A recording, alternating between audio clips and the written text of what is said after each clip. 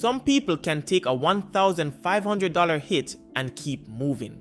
Other people get hit with $300 and suddenly the entire month starts falling apart. The rent is still due. The card comes back out. Savings gets emptied.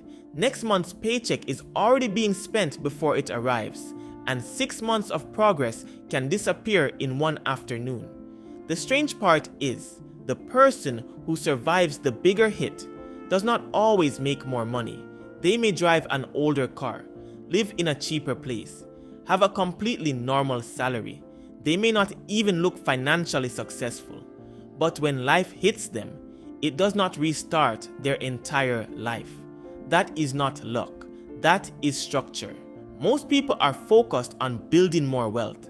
But before wealth can grow, there is another skill that matters just as much: building a financial life that is difficult to knock back to zero. And the first difference shows up before the emergency even happens. Most people say, "I need an emergency fund." That sounds responsible, but it is also vague. An emergency could be anything. A financially resilient person asks a more useful question: what keeps knocking me backward? Maybe it is the car. Every year something happens: tires, brakes, battery, repairs, registration, and every time the expense gets treated like a surprise. Maybe it is not the car. Maybe your weak point is medical costs, a gap between jobs, helping family, annual insurance, a rent increase, a home repair. The same expensive month that seems to appear every year. That matters because a lot of emergencies are not completely unpredictable. The exact date may be unpredictable. The category often is not. If your car has already reset your savings 3 times, preparing for car problems is not pessimism. It is pattern recognition. But identifying the problem is only the first layer, because you can know exactly what hurts you and still stay fragile if too much of your paycheck is already locked in place. A lot of money advice starts with the smallest purchases: coffee, takeout, streaming, random online orders. And yes, small spending can leak money. But imagine someone brings home $4,000 a month. Before they buy anything unnecessary, $1,700 goes to housing. $600 goes to the car, insurance, and gas. $500 goes toward debt, utilities, phone, and other fixed bills take another $500. Now most of the paycheck is already spoken for. You can cancel a $12 subscription. You can skip a $7 lunch. You can make coffee at home. But the month was under pressure before the coffee ever existed. People who become difficult to break pay attention to the categories that can trap an entire paycheck: housing, transportation, debt, insurance, childcare, recurring obligations. The expenses that show up whether you are motivated that month or not. A small expense can hurt. A large permanent expense can remove your ability to recover. That is a very different problem. And once someone gets the big categories under control, another difference appears. They stop thinking of savings as one pile of money. They start building shock absorbers. Imagine 2 people each have $4,000 saved. The first person keeps all $4,000 in one account and mentally calls it savings. Then the car needs $900. An annual insurance bill hits. A medical expense appears. Suddenly, it feels like their savings is constantly being destroyed. The second person may have the same $4,000, but it has jobs. Part is a real emergency fund. Part is for irregular bills. Part is a car repair cushion. Maybe they keep a little extra in the bills account. The amount is not magically bigger. The structure is better. That changes what a bad month does. The goal is not to make sure nothing unexpected ever happens. That is impossible. The goal is to stop one problem from creating 4 more. A repair should not automatically become credit card debt. A missed paycheck should not automatically mean missing rent. An annual bill should not automatically destroy the emergency fund. Financial resilience comes from creating space between the first problem and the next problem. But even good saving systems can fail if every payday depends on making the perfect decision. Because payday is where a lot of money quietly loses direction. The deposit hits. Now you have choices: save today or next week, pay extra on the card or keep more cash, invest now or wait until the end of the month, move money to the emergency fund or see what is left later. Every choice stays open, and when every choice stays open, life gets to negotiate with the money. A stressful day changes the decision. A weekend changes it. A sale changes it. People who are hard to break remove some of those negotiations. The transfer happens automatically. Savings moves after payday. Investing happens without needing a fresh burst of motivation.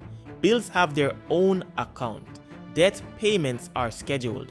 Spending money is separated from money that has another job. This is not because they have superhuman discipline. It is because they do not want important financial decisions depending on how they feel on a random Thursday. The best system is often the one that makes the right decision before you get the chance to talk yourself out of it. But automation creates another question. What exactly are you trying to improve? Because one of the most common financial measurements can hide how fragile someone really is. Net worth matters, but net worth is not the same as resilience. You can have a good salary, a respectable job title, a decent apartment, a newer car, a retirement account, and still feel panic when a $700 expense appears. So instead of only asking, how much do I have? Ask, how much can life throw at me before I have to borrow? Could you handle one missed paycheck? Could you repair the car without putting it on a card? Could you deal with an unexpected bill and still pay rent? Could you say no to something expensive without feeling trapped by what everyone else expects? Could you leave a bad situation if you absolutely had to? Net worth tells you what you own. Resilience tells you how much pressure you can absorb. And this is where higher income can become surprisingly dangerous. Because a raise does not automatically make someone harder to break. Sometimes it only gives them room to create bigger obligations. You get an extra $500 a month. At first, you feel it. There is space. Then the apartment gets upgraded. The car payment goes up. The phone plan gets better. A few more subscriptions appear. Restaurants become more normal. People around you start expecting more. 6 months later, the raise is gone. Not because you spent every dollar recklessly, because temporary breathing room became permanent payments. That is the part that matters. Spending a little more after earning more is not automatically a problem. A raise that becomes savings, investing, debt reduction, or extra margin gives you options. A raise that becomes another payment gives you another obligation. Another threat budgeting alone cannot fix. Sometimes money is not spent, it is stolen. A fake bank text, a reused password, a scam investment promising impossible returns. A card number gets compromised.